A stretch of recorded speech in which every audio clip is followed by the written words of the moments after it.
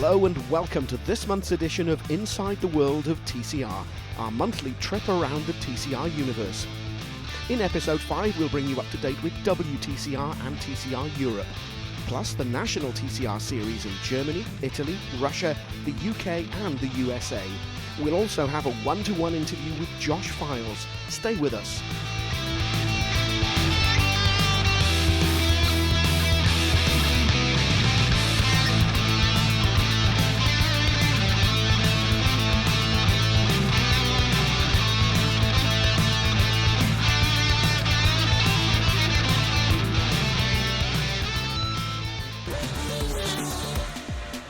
At the end of September, WTCR arrived in Asia for the last 4 events of the season.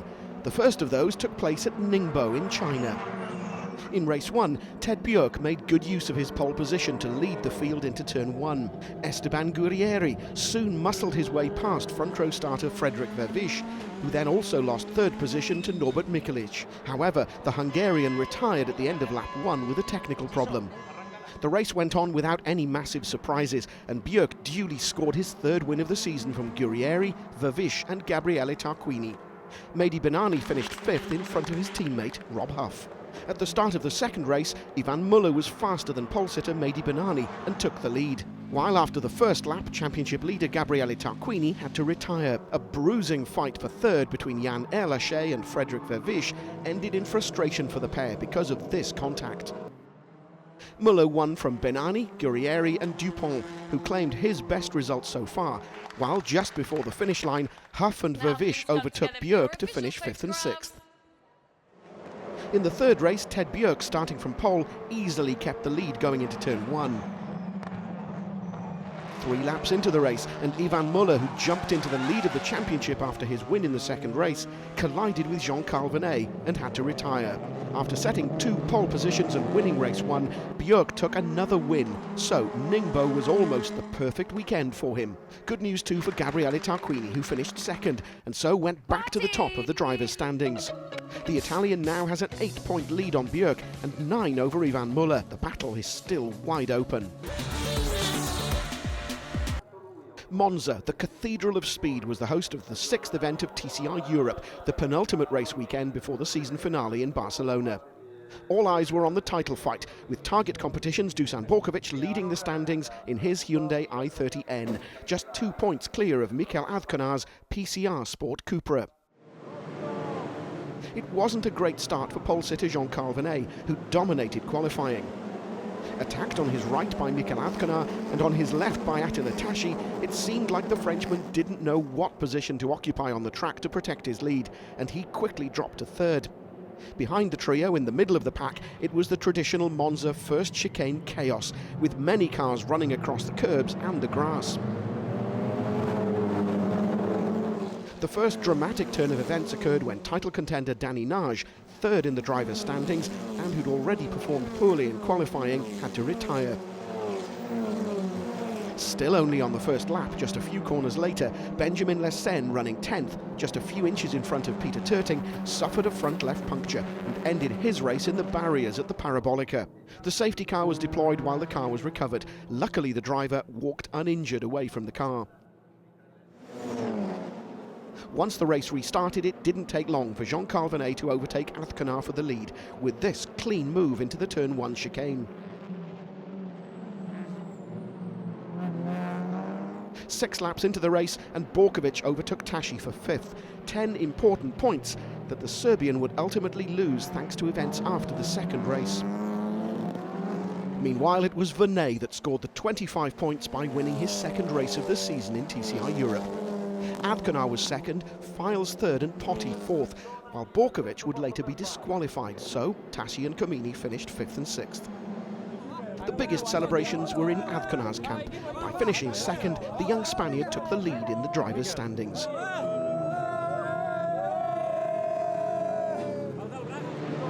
The reverse grid put Francisco Abreu's Peugeot 308 on pole for race 2, in front of the 3 Hondas of Lessen, Jens Renaud Muller and Stefano Comini. Knowing how well the Civic starts, the task for the Portuguese driver wasn't easy. Abreu managed to keep the lead into the Prima Variante in front of Lessen and Dusan Borkovic, who'd started 5th. Maxime Potty briefly took the lead, but had to give the position back because of cutting the chicane.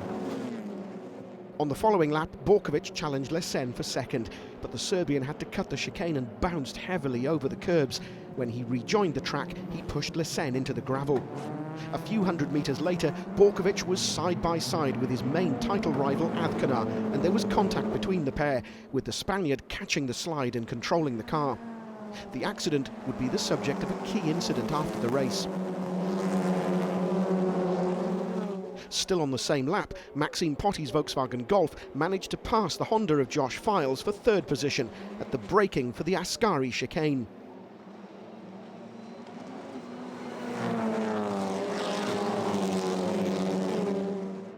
On the following lap, Jean-Carl Venet easily took the lead from Abreu at the first chicane, while behind the pair, the various battles were definitely hotting up. Especially the scrap for 8th place between Danny Cruz and Jens Renaud Müller, which ended with the Honda Civic of the Danish driver in the barriers. For Müller, this was obviously the end of his race, although luckily there were no injuries. Again, the safety car was deployed to get the cars off the track, while a disappointed Stefano Camini followed the race from the pits because of gearbox failure on his Honda. Borkovic's disappointment would be even bigger a few hours later, when he'd be excluded from the meeting.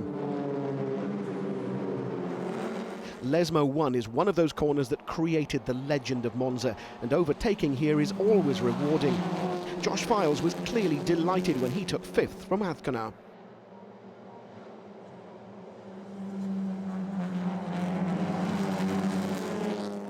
Belgium's Maxime Potty, driving a come-to-you prepared Volkswagen Golf, has shown his aggressive driving style on numerous occasions throughout the season, and in Monza he was on full throttle nearly all the time. This was when he overtook Abreu for second at the first chicane after a slight touch in the braking zone.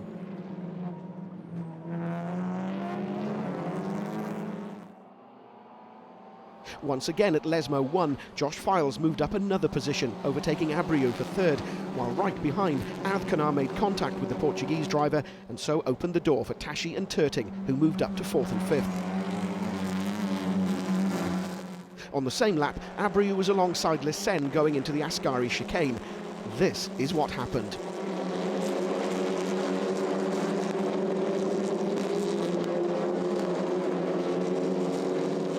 A violent impact with the barriers, but luckily without any injuries for Lesen.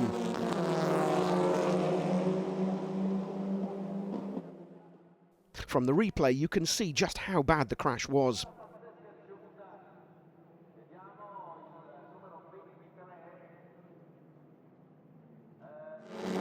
Lesmo 1 could justifiably be renamed Files 1 after yet another overtaking move for the British driver, this time to take second from Potty.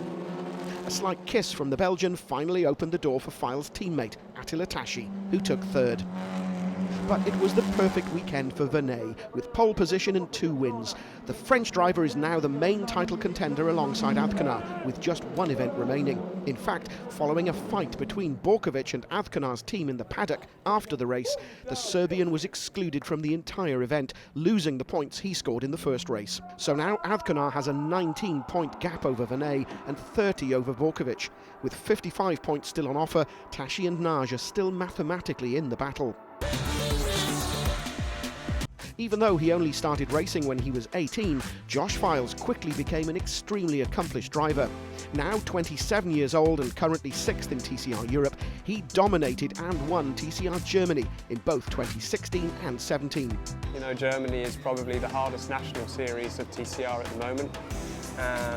To win it in the first year was really cool. To win it the second time over, and also in the same car, was very special. After those 2 titles, he was expected to be a title contender in TCR Europe this year, when he joined the Hell Energy racing team, still driving a Honda. It was a new team to me, new engineer, and they have a very different philosophy, so it took a while to understand and adapt to that.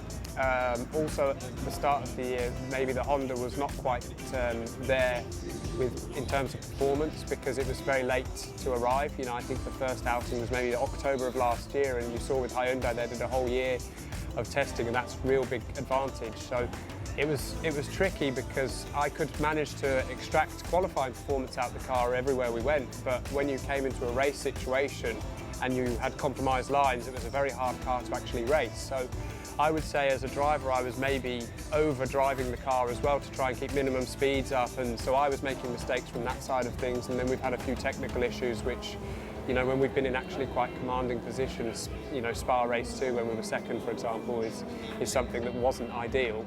They're the ups and downs, and we're just moving forward now, and I'm sure next year we will be stronger and stronger again. Josh Files is one of those drivers who not only focuses on driving but also understands the technical side of the sport. So his relationship with Nicola, his race engineer, is quite special. He's obviously very technically minded, being an engineer, and I understand a lot of that side of things. So we actually discuss everything we're going to do for the weekend long before we even arrive. We make instant decisions as I'm coming in the pit lane. This is what we're going to do because of this. Okay, no problem. Car goes up on jacks. The parts are already ready. Done. 1 minute in the pit lane. You know, we're not thinking anymore. We've got it all strategically planned out. So. Yeah, so we have that technical side of things long before the weekend, so when we're at the weekend, both of us just have to deliver on our sides. He is the engineer and me as the driver. Because of that 360-degree approach, Josh Files also works as a driver coach. Ollie Taylor, racing in TCR UK, is one of his pupils. So we asked Josh, what's the most important quality a driver coach must have?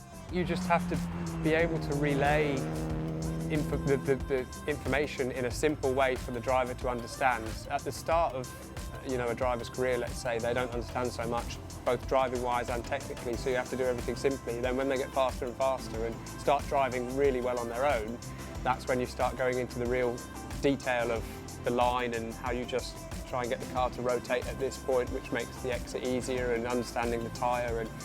2018 is Files' 9th competitive season, so what's the plan for 2019? I mean, obviously the goal would be to minimum do TCR Europe again, because I would really like to fight for the championship properly, or even step up to the WTCR. I don't really understand what the WTCR will do in 2020, so maybe next year is kind of the last year. No one really knows, but that's where I really want to be, at that world level.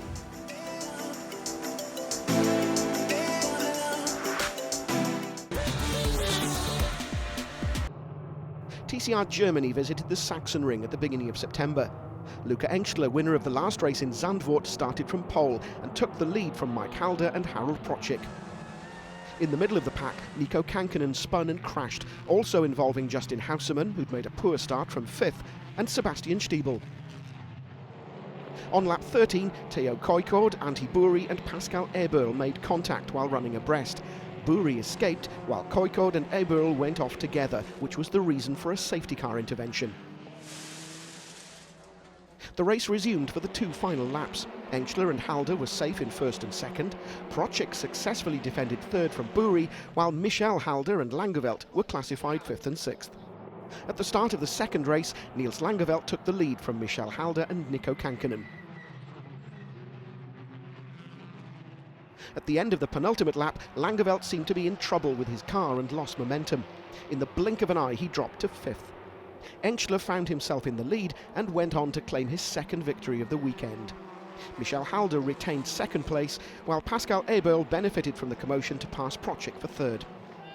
At least Langeveld managed to finish the race in 5th, while Theo Koikord was 6th. The season finale then took place at Hockenheim, with the battle for the title still wide open, involving Engstler leading by 5 points over Procik, but also Langeveld and Halder. At the start, Engstler was quicker than pole-sitter Procik and took the lead.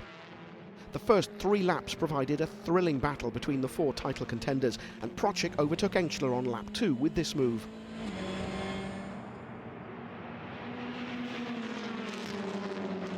On the same lap, Mike Halder also managed to pass the young German driver.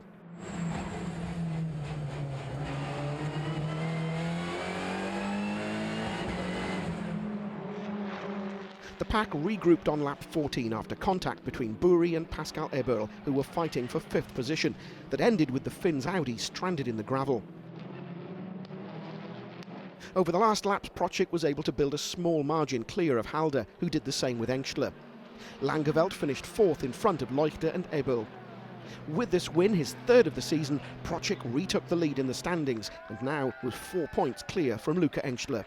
In the second race, Niels Langeveld, starting from third, took the lead into turn 1, while Luca Engstler had been dropped from 9th to 19th on the grid by a penalty that resulted from 3 warnings for unfair driving. The safety car was deployed when Pascal Eberl rolled his Cupra after being in the middle of a sandwich between Benjamin Leuchter and Antti Buri. It was a dramatic-looking accident, but luckily the Swiss driver wasn't injured.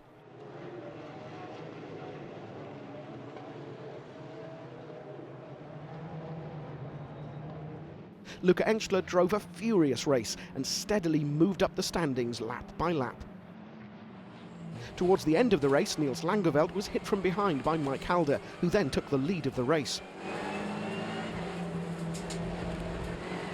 The final few laps were then pretty frantic, with Engstler still elbowing his way through the field. While in front, Langeveld managed to get back to second after overtaking Procik. But the win went to Halder in front of Langeveld and Procik. Engstler was fourth in front of Vankmuller and Kankkunen.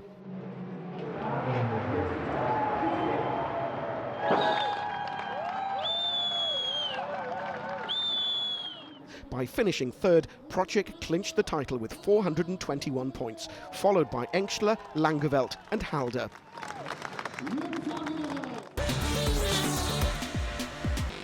For the penultimate event of the season, TCR Italy wasn't far from Rome at Vallelunga. In the first race, Portuguese driver Cesar Machado in a Target team-prepared Honda Civic took the lead after starting from pole, while Kevin Chekon, second on the grid, had a poor start, being overtaken by Eric Scalvini and Luigi Ferrara. The safety car was deployed on lap 3 after Austrian Günther Benninger, driving a Cupra, went off the track and was stuck in the gravel at the Cimini bend. A few laps after the restart at the Sorate turn, Enrico Bettera's Audi went a little wide, allowing Nicola Baldan in a Hyundai right behind him to take 5th. 7 laps into the race, and the safety car was deployed again after Marco Pellegrini's Hyundai lost its front left wheel and stopped on the track in a dangerous position. After the restart, there were no changes in the top positions, with Machado winning in front of Ferrara and Scalvini. After a tough battle with Chekon for 4th, Baldan was finally overtaken on the last lap by Bettera for 5th.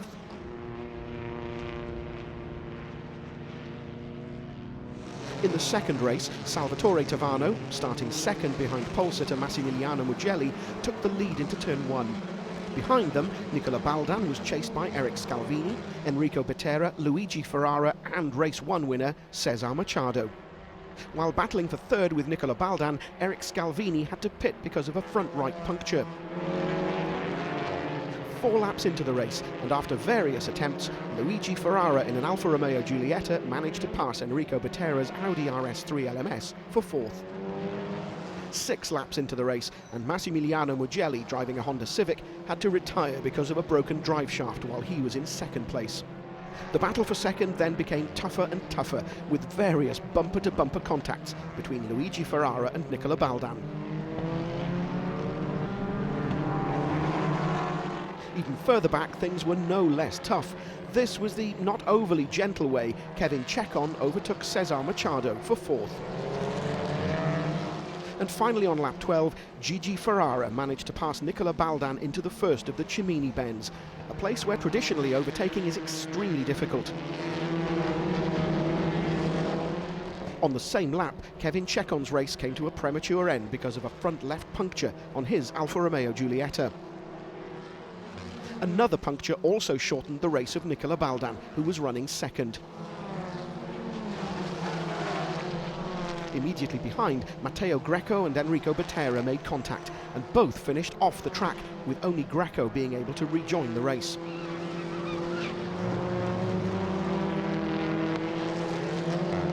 So, a third win of the season for Salvatore Tavano in front of his championship rival Luigi Ferrara.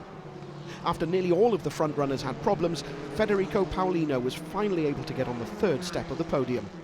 Giovanni Altoe was 4th in front of Matteo Greco and Andrea Larini.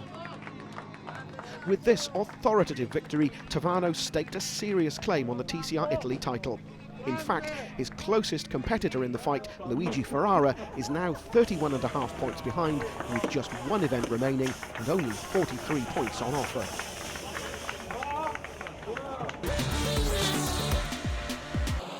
TCR Russia went to the Sochi F1 racetrack for the 6th event of the season.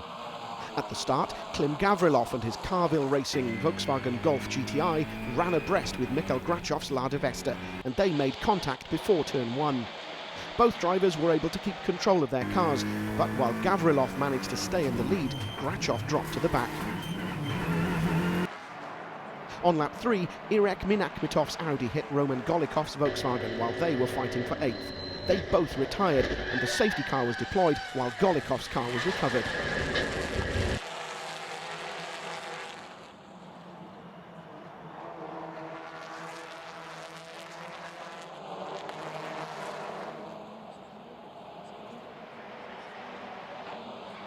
Seven laps into the race, and Ladijin overtook Bragin for 6th, just before the race was disrupted again after Lev Tolkachev's Cupra crashed.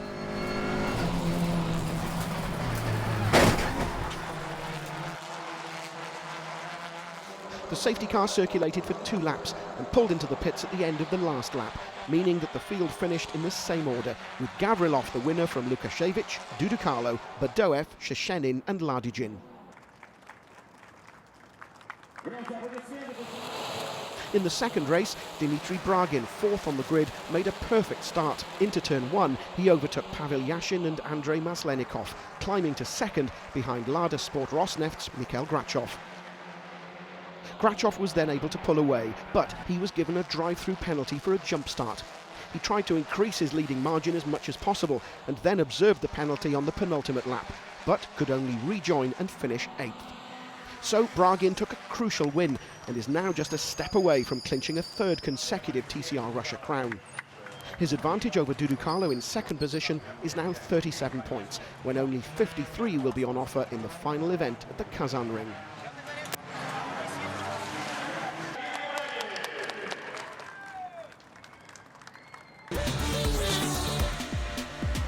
TCR UK headed for Croft in North Yorkshire for its penultimate race weekend. West Coast Racing's Andreas Beckman had switched to a Honda Civic for the weekend, since his regular Volkswagen Golf was needed for TCR Scandinavia. But the switch had clearly worked, and the Swede started from pole for race 1 and was the early leader. Championship leader Dan Lloyd had a 5-place grid penalty after an incident with Stuart Lines in the previous race, but that didn't stop him from catching and passing Lines for 3rd place, even if Lines came off 2nd best in the encounter. The race then saw a great scrap for 2nd place between Lloyd and his championship rival Ollie Taylor, with the Honda driver somehow holding off the determined Lloyd lap after lap.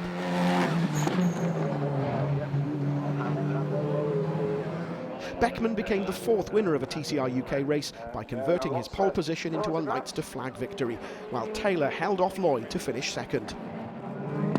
In race 2, Taylor started from pole and led from Finley Crocker and Andreas Beckman going into turn 1.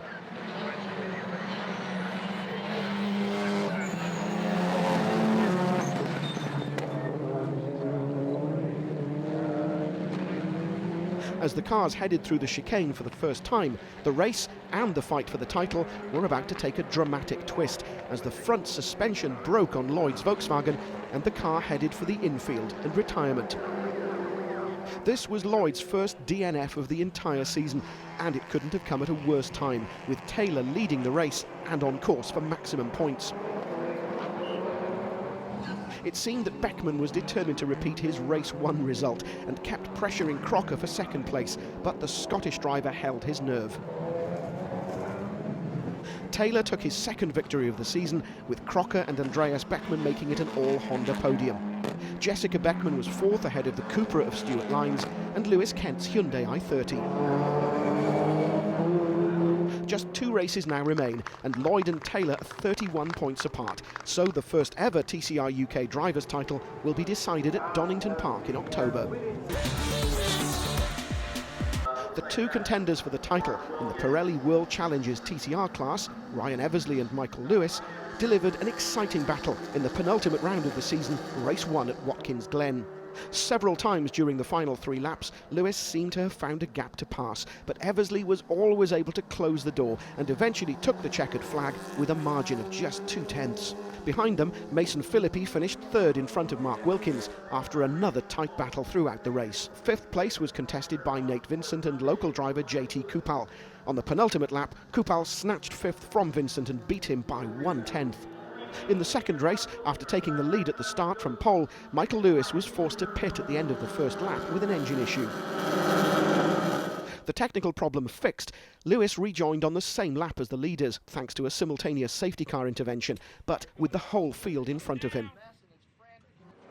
Despite Lewis recovering positions lap by lap, Eversley and Philippi finished 1-2 for real-time racing, while JT Kupal completed the podium.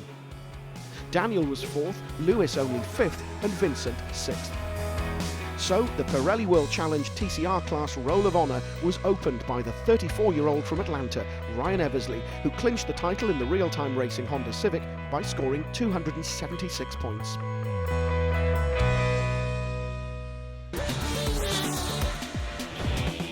That's it for this month.